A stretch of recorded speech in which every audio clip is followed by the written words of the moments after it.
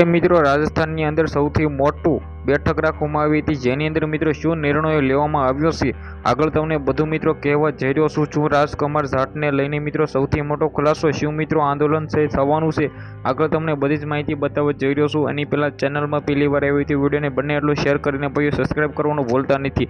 હવે આ વિડીયો દ્વારા આપણે કોઈને પણ ખોટું કહેતા નથી ને આપણે કોઈને પણ પક્ષની અંદર વિડીયો બનાવતા નથી. આપણે કોઈને પણ ખોટું લગાડવાતા કોઈના પર મિત્રો આપણે આરોપ નાખતા નથી.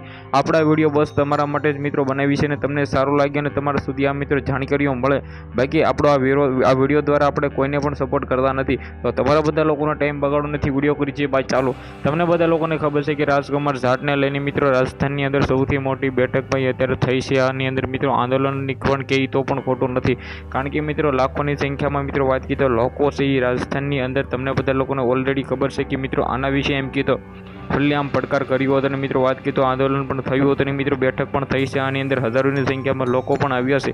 હવે ખાસ કરીને સૌથી પહેલાં તો તમને બધા લોકોને જણાવ્યું કે રાજકુમાર જાટ, તમને લોકોને ખબર છે કે ગોંડલની અંદર રહેતા હતા. તેમના પિતા પણ મિત્રો વાત કીધો ખુલ્લેઆમ ભાઈ જે આરોપો નાખ્યા છે કે જયરાજભાઈ જાડેજાએ મારા દીકરાને મારી નાખ્યો છે, આવું મિત્રો કહ્યું હતું. પરંતુ ભાઈ હાલના ટાઈમમાં આપણે વાત કરી તો ડ્રાઈવર પકડાઈ ગયો હતો, જે એક્સિડન્ટના કારણે મિત્રો વાત કરી તો રાજકુમાર જાટનું અવસાન થયું હતું. પરંતુ મિત્રો વાત કરી તો રાજસ્થાનના લોકો માનતા નતા અને ખુલ્લેઆમ ભાઈ લડી લેવાના મૂડમાં છે.